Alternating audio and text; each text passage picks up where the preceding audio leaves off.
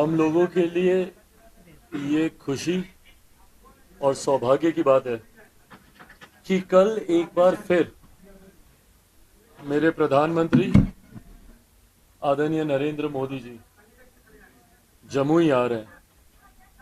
हम लोगों ने एक ऐसा दौर भी देखा था 2014 से पहले, जब दशकों तक ना के बराबर किसी प्रधानमंत्री ने बिहार के सबसे पिछड़े जिलों में से एक जमुई जैसे जिले कभी आना तक जरूरी नहीं समझा।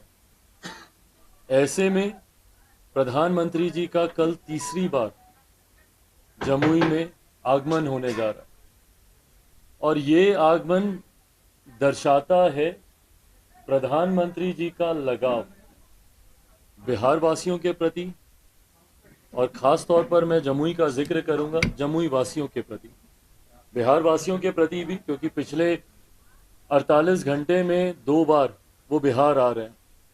कल जहां एक तरफ वो दरभंगा में थे, तो वहीं आने वाले कल में वो जमुई में होने, जहां एक भारत का मान सम्मान विदेशों में हमारे प्रधानमंत्री बढ़ाने का काम कर रहे हैं, तो वहीं झारखंड की गरिमा को गिराने का काम वहां के मुख्यमंत्री जी के द्वारा किया गया, जो कि भ्रष्टाचार के आरोपों में जिनको जेल तक जाना पड़ा। ऐसे में और जिस समुदाय से वो आते हैं, उस समुदाय की नाराजगी उनके प्रति बहुत ज्यादा है।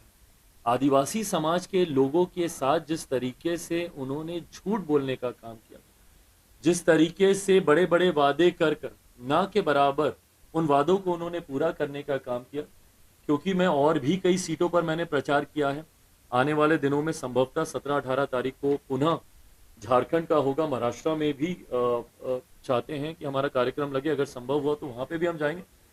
बट जितना फीडबैक मुझे मेरे संगठन के माध्यम से और गठबंधन के माध्यम से आ रहा है, हम लोग झारखंड में भी सरकार बना रहे हैं और पुनः महाराष्ट्र में फिर से एक बार एनडीए की सरकार वहां पे बनने जा रही है। और बिहार के चारों सीटों पर आप पूछें उससे पहले, चारों उपचुनाव जहां पर हो रहे हैं वहां पर भी हम लोग चुनाव जीत रहे हैं। विकास की बात करते हैं, लेकिन यहाँ झारखंड में एक तरफ बांग्लादेशी घुसपैठिए का जो है नैरेटिव सेट हो रहा है, तो वहीं महाराष्ट्र में बटेंगे तो कटेंगे वाला नैरेटिव सेट हो रहा है। तो विकास तो पीछे हट गया, ये बटेंगे कटेंगे और घुसपैठिए का नैरेटिव कैसे आप लोग आगे बढ़ा रहे हैं?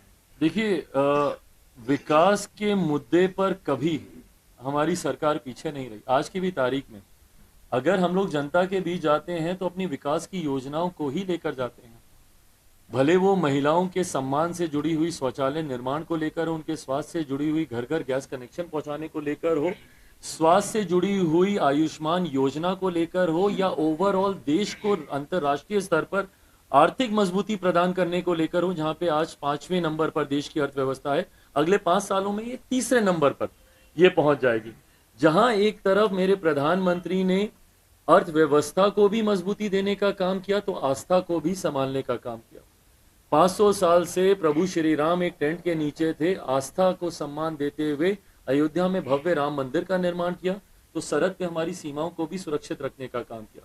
तो ऐसे में कोई क्षेत्र ऐसा नहीं है जिस पर हम लोग चर्चा नहीं करते। बट कुछ नारे जब एक बार बोले जाते हैं भाषण में, वो मीडिया की सुर्खियां बन जाते हैं, वो अलग बात है। बट उसके पीछे की भी सोच यही है, यूनिटी इन डाइवर्सिटी, अनेकता में एकता की सोच। एक तरफ बिरसा मुंडा का 150वां दिवस मनाने आ रहे हैं, जयंती मनाने आ रहे हैं, दूसरी तरफ विपक्ष बोल रही है कि हम लोगों को तो बचपन से सिखाया जाता है यूनिटी इन डाइवर्सिटी, और ये एकता की जरूरत है। और मैं तो समाज में किसी भी तरीके के बंटवारे का पक्षधर नहीं हूं। मैं तो मानता हूं कि भारत में सबसे पहले भारतीय हैं। मैंने जब बिहार में बिहार फर्स्ट, बिहारी फर्स्ट का भी जब मैंने जिक्र किया, तो ना मैंने हिंदू बिहारियों का जिक्र किया, ना मैंने मुस्लिम बिहारियों का जिक्र किया, ना मैंने अगड़ा बिहारियों का जिक्र किया, ना मैंने पिछड़ा बिहारियों का जिक्र किया, ना मैंने ऊंची जाति का किया, ना मैंने दलितों का किया। मैंने तो बिहार फर्स्ट, बिहारी फर्स्ट का जिक्र किया। एकता का संदेश तो उसमें भी है। और प्रधानमंत्री जी बिल्कुल ठीक बोलते हैं कि अगर एक हैं तो सेफ हैं। बिल्कुल सही बात है, यही हमारी ताकत है। समर्थन कर रहे हैं। मैं बिल्कुल बोल रहा हूँ कि इसमें, इस सोच में गलत क्या है। आप अगर एक नहीं है और लोग आपको बांटने का प्रयास कर रहे हैं, विपक्षी दल के नेता ही आपको बांटने का प्रयास कर रहे हैं, ऐसे में जरूरी है कि आप एकता के साथ आगे बढ़े। मेरे प्रधानमंत्री जब 2014 में आए थे, उस वक्त भी उन्होंने, मुझे लगता है शब्दों के हेर फेर में हम लोग मूल सोच को भूल जाते हैं। आप मुझे बताइए 2014 की वो सोच, सबका साथ सबका विकास, क्या फर्क है उस सोच में और इस नारे में? वही सोच है ना, सबका साथ सबका विकास। उस वक्त भी उन्होंने 100 सवा सौ करोड़ देशवासियों का जिक्र किया। इन 10 सालों में आबादी बढ़कर 140 करोड़ की हो गई, आज वो 140 करोड़ देशवासियों का जिक्र कर रहे हैं।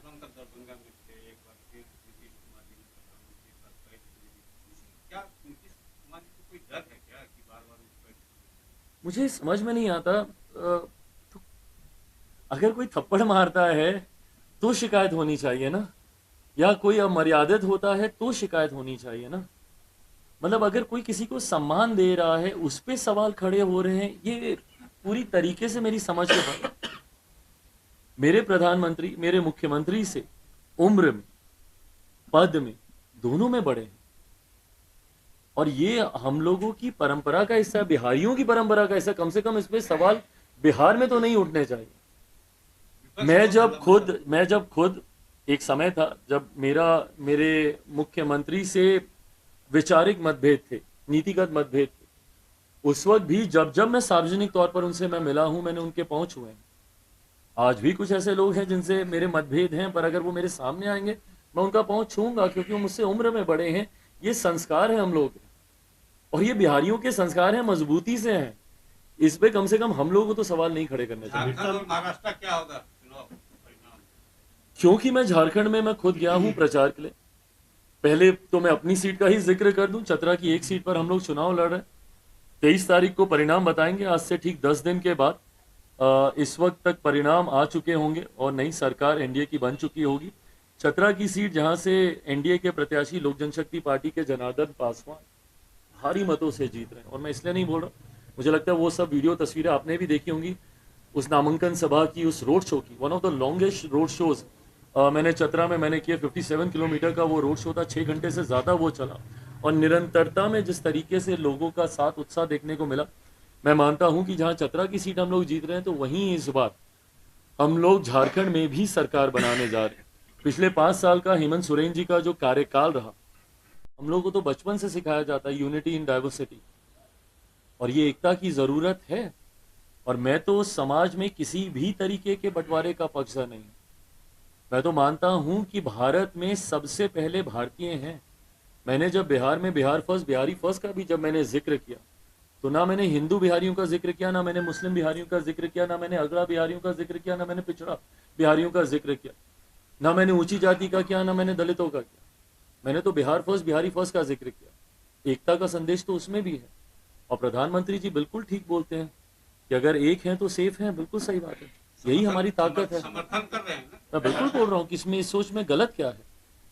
आप अगर एक नहीं हैं और लोग आपको बांटने का प्रयास कर रहे हैं, विपक्षी दल के नेता ही आपको बांटने का प्रयास कर रहे हैं, ऐसे में जरूरी है कि आप एकता के साथ आगे बढ़े। मेरे प्रधानमंत्री जब 2014 में आए थे, उस वक्त भी उन्होंने, मुझे लगता है शब्दों के हेर फेर में हम लोग मूल सोच को भूल जाते हैं।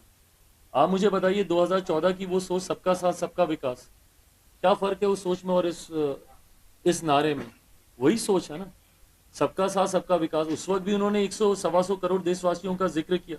इन 10 सालों में आबादी बढ़कर 140 करोड़ की हो गई, आज वो 140 करोड़ देशवासियों का जिक्र कर रहे हैं। पासवान का दरभंगा में थे, एक बार फिर नीतीश कुमार जी ने प्रधानमंत्री पद पर क्या नीतीश कुमार जी को कोई डर है क्या कि बार-बार उस पर? मुझे समझ में नहीं आता, तो अगर कोई थप्पड़ मारता है तो शिकायत होनी चाहिए ना, या कोई अमर्यादित होता है तो शिकायत होनी चाहिए ना।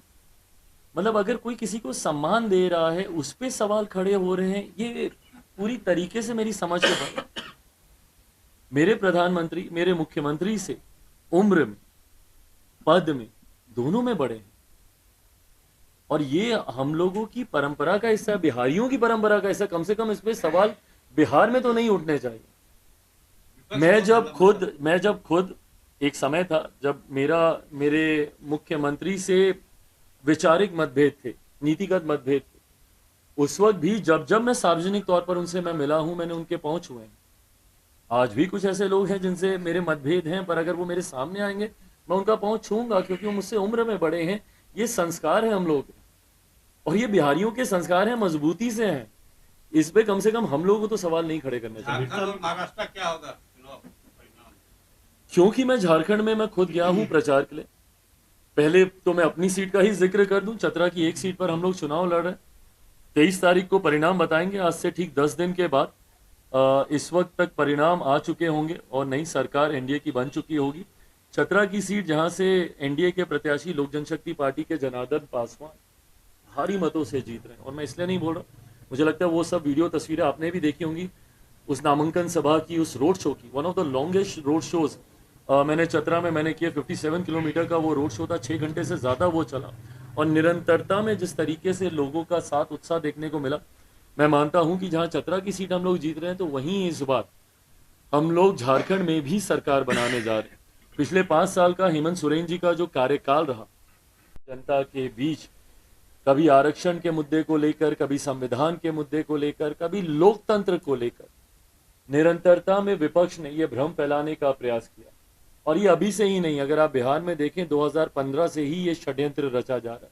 जब बिहार विधानसभा के चुनाव थे उस वक्त भी इस बात का भ्रम फैलाया गया कि आरक्षण को समाप्त कर दिया जाएगा, संविधान की हत्या कर दी जाएगी, और पुनः इस भ्रम को 2024 के भी चुनाव में प्रमुखता से, जिसका कबूलने में मुझे कोई संकोच नहीं, कुछ राज्यों में इसका नुकसान भी हुआ। जो फॉल्स नैरेटिव विपक्ष के द्वारा गढ़ा गया, उसका नुकसान भी हम लोग को कुछ राज्यों में झेलना पड़ा। पर क्योंकि कांच की हांडी एक बार बिहार में चढ़ चुकी थी, वो बार बार नहीं चढ़ती है। 2015 में ये लोग इस माहौल को बना चुके थे, बिहार की जनता दोबारा इनके बहकावे में नहीं है। और बल्कि आज तो मैं पूछना भी चाहता हूं विपक्षी दल के नेताओं से, उनके घटक दलों से, कि भाई जो आप लोगों ने बात कही थी कि अगर तीसरी बार नरेंद्र मोदी की सरकार आती है, एनडीए की सरकार आती है, तो आरक्षण समाप्त कर दिया जाएगा, लोकतंत्र की हत्या कर दी जाएगी, संविधान को खत्म कर दिया जाएगा, मुझे बताएं किसका आरक्षण छीन लिया गया? मुझे बताएं किस देश के संविधान की हत्या कर दी गई, या कहां का लोकतंत्र एनडीए की इस तीसरे कार्यकाल की सरकार ने समाप्त किया? सिर्फ झूठ बोलना, लोगों को डराना, हाथ में कॉन्स्टिट्यूशन लेकर घूमना लोकतंत्र का सम्मान नहीं होता। लोकतंत्र एक ऐसी भावना है, और ये लोकतंत्र तो कम से कम कांग्रेस जैसी पार्टियां तो ना सिखाएं। वहां पर जमुई वासी काफी उत्साह के साथ पुनः एक बार फिर प्रधानमंत्री जी के स्वागत के लिए तैयार हैं। प्रधानमंत्री जी ने पिछली बार जब वो जमुई आए थे, तो उस वक्त भी मैंने उनसे जाते वक्त आग्रह किया था कि चुनाव दर चुनाव नहीं, संभव होगा तो बीच में भी आप आइएगा, तो जमुई के लोगों को अच्छा लगेगा। मुझे खुशी है इस बात की कि प्रधानमंत्री जी ने उस सोच को भी अपने दिमाग में रखा, और आज जब प्रधानमंत्री जी आ रहे हैं, हम सब जहां एक तरफ उत्साहित हैं कल प्रधानमंत्री जी के भाषण को सुनने के लिए, उनकी बातों को सुनने के लिए, वहीं दूसरी तरफ प्रधानमंत्री जी का ये प्यार बिहार और बिहार वासियों के प्रति ये दर्शाता है कि उन्होंने चुनाव के वक्त जो मोदी की गारंटी थी, उस गारंटी को भी प्रधानमंत्री एक एक कर कर पूरा करने का कार्य करें। जिसकी पहली श्रृंखला, और ये श्रृंखलाओं की शुरुआत है, जिसकी पहली श्रृंखला कल हम लोगों ने दरभंगा में देखने को हम लोग को मिली, जहां 12,000 करोड़ से ज्यादा की राशि की योजनाओं का शिलान्यास कल प्रधानमंत्री जी ने किया, जिसमें सबसे प्रमुख, जिसमें अलग अलग विभाग की योजनाएं हैं, रेलवे से जुड़ी हुई हैं, सड़क से जुड़ी हुई हैं, ऊर्जा विभाग से जुड़ी हुई हैं, जिसमें सबसे प्रमुख दरभंगा में एम्स का भूमि पूजन कल उनके द्वारा किया गया। ये एक लंबे समय से हम लोगों की मांग रही थी। एक ऐसा दौर था कांग्रेस और तथाकथित इंडिया अलायंस के गठबंधन की सरकारों के वक्त, जब देश में मात्र 2 एम्स होते थे। आज हम लोग गर्व से कह सकते हैं कि बिहार में 2 एम्स हैं, जहाँ एक तरफ पटना में है तो दूसरी तरफ दरभंगा में भी अब जल्द उस एम्स का निर्माण हो जाएगा।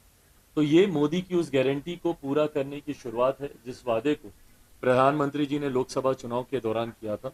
और मैं मानता हूं कि आने वाले दिनों में उनके द्वारा किया गया हर एक वादा बिहार में धरातल पर उतरता हुआ दिखेगा, और बिहार वासियों का विश्वास, प्यार, समर्पण पहले से ही प्रधानमंत्री जी के प्रति था, आने वाले दिनों में और ज्यादा ये बढ़ने को मिलेगा।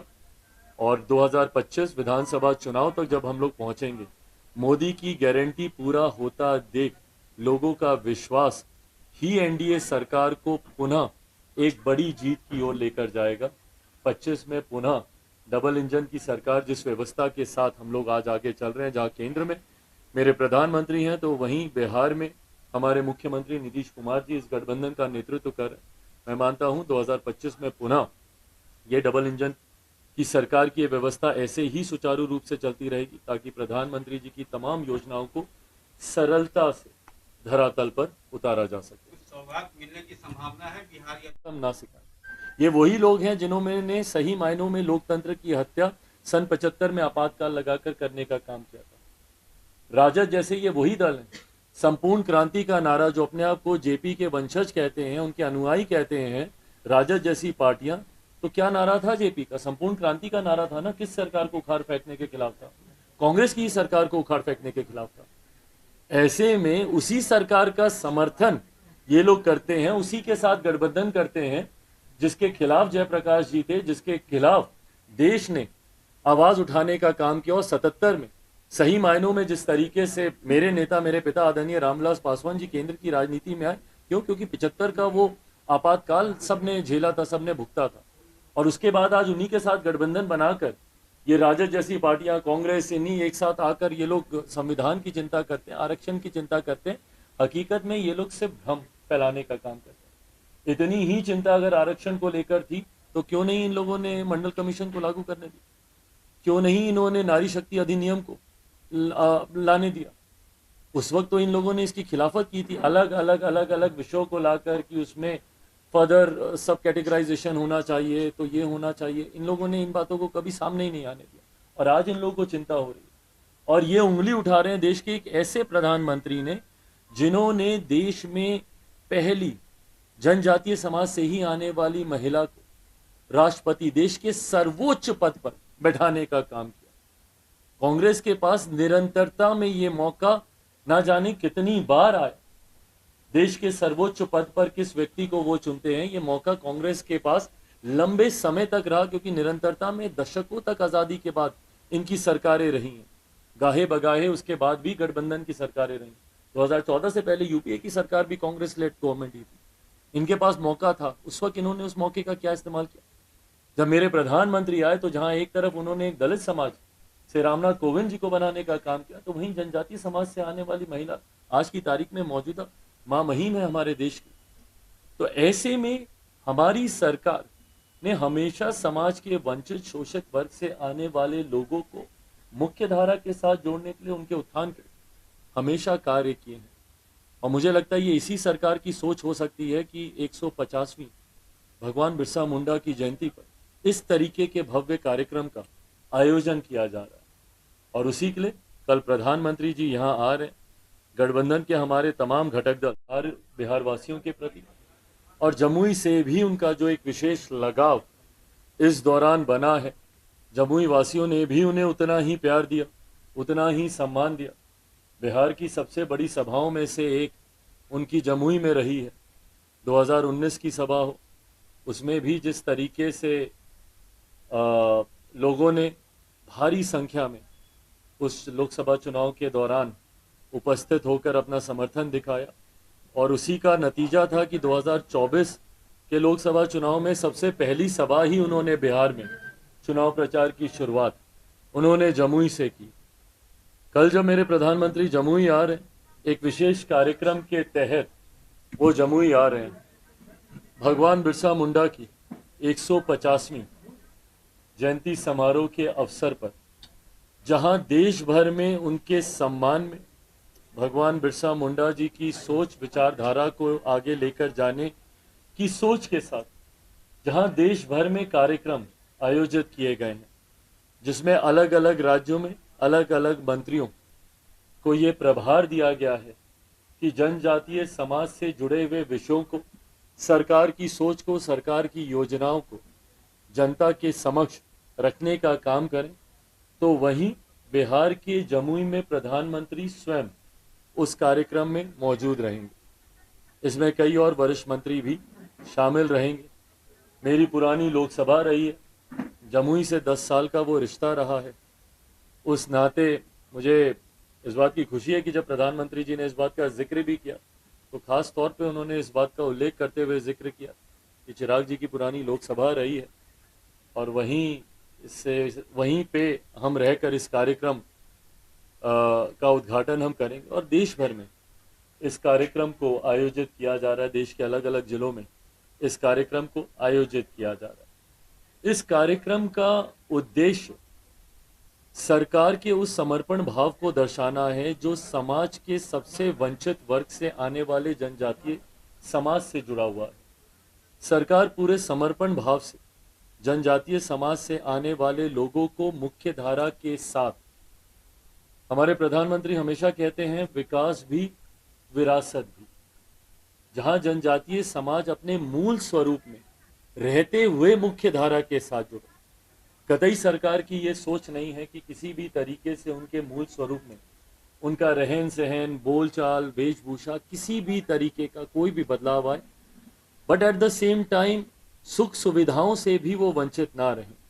मुख्य धारा के साथ उनको उनके मूल स्वरूप में रहते हुए कैसे जोड़ा जा सके, निरंतरता में सरकार ने पिछले 10 सालों में इसको लेकर योजनाएं बनाने का काम किया। उनकी शिक्षा को लेकर, उनके आर्थिक हालातों को लेकर सरकार ने निरंतरता में ये प्रयास किया। इतना जरूर है कि जब जब चुनाव आते हैं तो विपक्षी दलों के गठबंधन और उनके जितने घटक दल हैं वो विभिन्न प्रकार का भ्रम फैलाने का वो प्रयास करते हैं। पर जमुई वासी काफी उत्साह के साथ पुनः एक बार फिर प्रधानमंत्री जी के स्वागत के लिए तैयार हैं।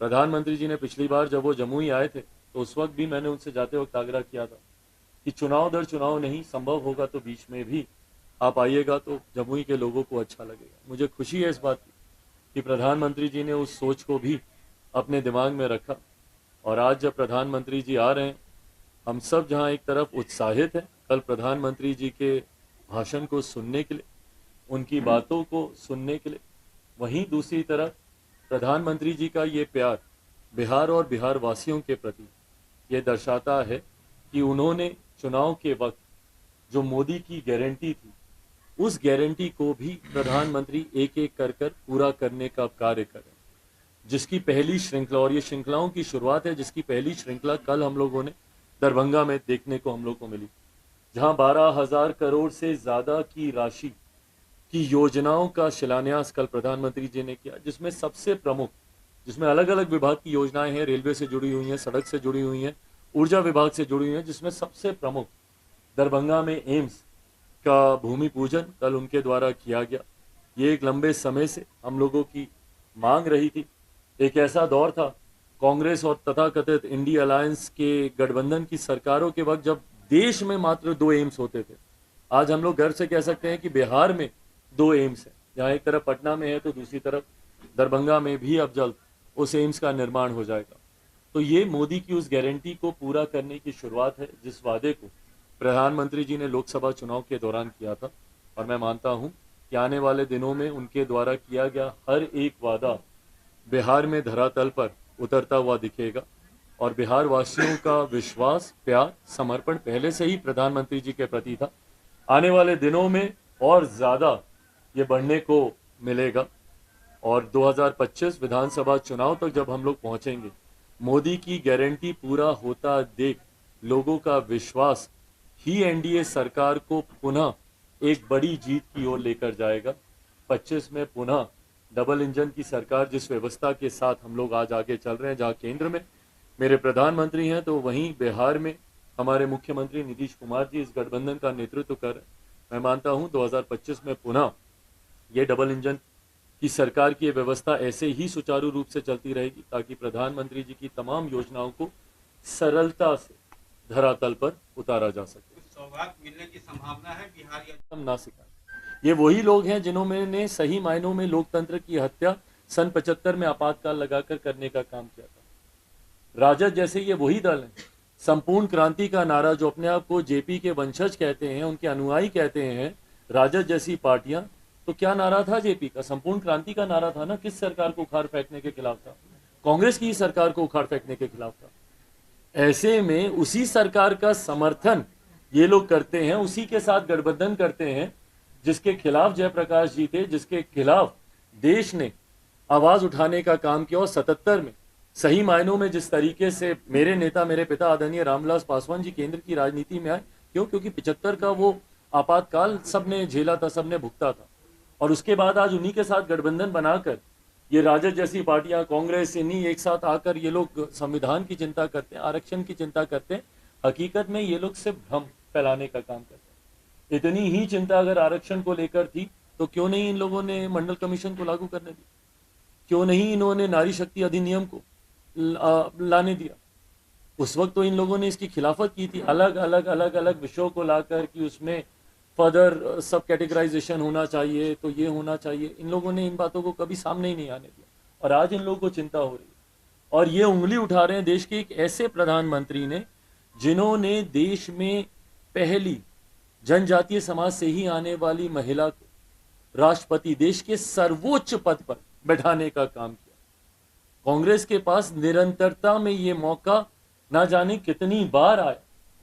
देश के सर्वोच्च पद पर किस व्यक्ति को वो चुनते हैं, ये मौका कांग्रेस के पास लंबे समय तक रहा, क्योंकि निरंतरता में दशकों तक आजादी के बाद इनकी सरकारें रही हैं। गाहे बगाहे उसके बाद भी गठबंधन की सरकारें रही। 2014 से पहले यूपीए की सरकार भी कांग्रेस लेड गवर्नमेंट ही थी। इनके पास मौका था, उस वक्त इन्होंने उस मौके का क्या इस्तेमाल किया? जब मेरे प्रधानमंत्री आए तो जहां एक तरफ उन्होंने एक दलित समाज से रामनाथ कोविंद जी को बनाने का काम किया, तो वहीं जनजातीय समाज से आने वाली महिला आज की तारीख में मौजूदा मां महीम है हमारे देश की।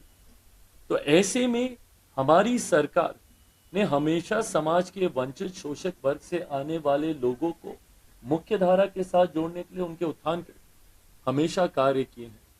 और मुझे लगता है ये इसी सरकार की सोच हो सकती है कि 150वीं भगवान बिरसा मुंडा की जयंती पर इस तरीके के भव्य कार्यक्रम का आयोजन किया जा रहा है। और उसी के लिए कल प्रधानमंत्री जी यहाँ आ रहे हैं।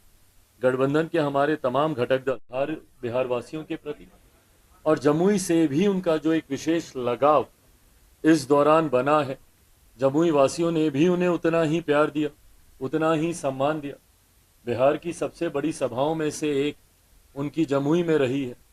2019 की सभा हो, उसमें भी जिस तरीके से लोगों ने भारी संख्या में उस लोकसभा चुनाव के दौरान उपस्थित होकर अपना समर्थन दिखाया, और उसी का नतीजा था कि 2024 के लोकसभा चुनाव में सबसे पहली सभा ही उन्होंने बिहार में चुनाव प्रचार की शुरुआत उन्होंने जमुई से की।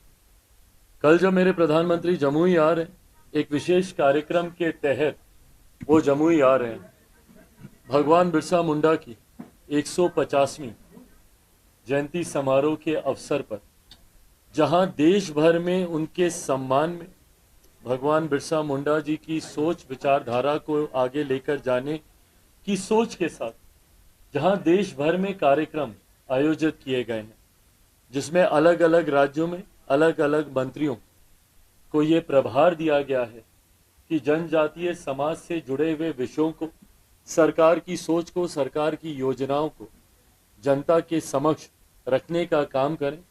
तो वहीं बिहार के जमुई में प्रधानमंत्री स्वयं उस कार्यक्रम में मौजूद रहेंगे। इसमें कई और वरिष्ठ मंत्री भी शामिल रहेंगे। मेरी पुरानी लोकसभा रही है, जमुई से 10 साल का वो रिश्ता रहा है। उस नाते मुझे इस बात की खुशी है कि जब प्रधानमंत्री जी ने इस बात का जिक्र भी किया, तो खास तौर पे उन्होंने इस बात का उल्लेख करते हुए जिक्र किया कि चिराग जी की पुरानी लोकसभा रही है और वहीं पे हम रहकर इस कार्यक्रम का उद्घाटन हम करेंगे। और देश भर में इस कार्यक्रम को आयोजित किया जा रहा है, देश के अलग अलग जिलों में इस कार्यक्रम को आयोजित किया जा रहा है।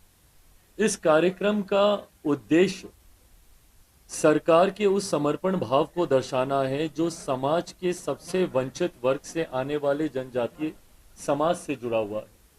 सरकार पूरे समर्पण भाव से जनजातीय समाज से आने वाले लोगों को मुख्य धारा के साथ, हमारे प्रधानमंत्री हमेशा कहते हैं विकास भी विरासत भी, जहां जनजातीय समाज अपने मूल स्वरूप में रहते हुए मुख्य धारा के साथ जुड़े। कतई सरकार की ये सोच नहीं है कि किसी भी तरीके से उनके मूल स्वरूप में उनका रहन सहन, बोलचाल, वेशभूषा, किसी भी तरीके का कोई भी बदलाव आए, but at the same time सुख सुविधाओं से भी वो वंचित ना रहें। मुख्य धारा के साथ उनको उनके मूल स्वरूप में रहते हुए कैसे जोड़ा जा सके, निरंतरता में सरकार ने पिछले 10 सालों में इसको लेकर योजनाएं बनाने का काम किया। उनकी शिक्षा को लेकर, उनके आर्थिक हालातों को लेकर सरकार ने निरंतरता में ये प्रयास किया। इतना जरूर है कि जब जब चुनाव आते हैं तो विपक्षी दलों के गठबंधन और उनके जितने घटक दल हैं वो विभिन्न प्रकार का भ्रम फैलाने का वो प्रयास करते जनता के बीच, कभी आरक्षण के मुद्दे को लेकर, कभी संविधान के मुद्दे को लेकर, कभी लोकतंत्र को लेकर। निरंतरता में विपक्ष ने यह भ्रम फैलाने का प्रयास किया, और ये अभी से ही नहीं, अगर आप बिहार में देखें 2015 से ही ये षड्यंत्र रचा जा रहा है। जब बिहार विधानसभा के चुनाव थे उस वक्त भी इस बात का भ्रम फैलाया गया कि आरक्षण को समाप्त कर दिया जाएगा, संविधान की हत्या कर दी जाएगी, और पुनः इस भ्रम को 2024 के भी चुनाव में प्रमुखता से, जिसका कबूलने में मुझे कोई संकोच नहीं, कुछ राज्यों में इसका नुकसान भी हुआ, जो फॉल्स नैरेटिव विपक्ष के द्वारा गढ़ा गया उसका नुकसान भी हम लोग को कुछ राज्यों में झेलना पड़ा। पर क्योंकि कांच की हांडी एक बार बिहार में चढ़ चुकी थी, वो बार बार नहीं चढ़ती है। 2015 में ये लोग इस माहौल को बना चुके थे, बिहार की जनता दोबारा इनके बहकावे में नहीं है। और बल्कि आज तो मैं पूछना भी चाहता हूं विपक्षी दल के नेताओं से, उनके घटक दलों से, कि भाई जो आप लोगों ने बात कही थी कि अगर तीसरी बार नरेंद्र मोदी की सरकार आती है, एनडीए की सरकार आती है, तो आरक्षण समाप्त कर दिया जाएगा, लोकतंत्र की हत्या कर दी जाएगी, संविधान को खत्म कर दिया जाएगा, मुझे बताएं किसका आरक्षण छीन लिया गया? मुझे बताएं किस देश के संविधान की हत्या कर दी गई, या कहां का लोकतंत्र एनडीए की इस तीसरे कार्यकाल की सरकार ने समाप्त किया? सिर्फ झूठ बोलना, लोगों को डराना, हाथ में कॉन्स्टिट्यूशन लेकर घूमना लोकतंत्र का सम्मान नहीं होता। लोकतंत्र एक ऐसी भावना है, और ये लोकतंत्र तो कम से कम कांग्रेस जैसी पार्टियां तो ना सिखाएं।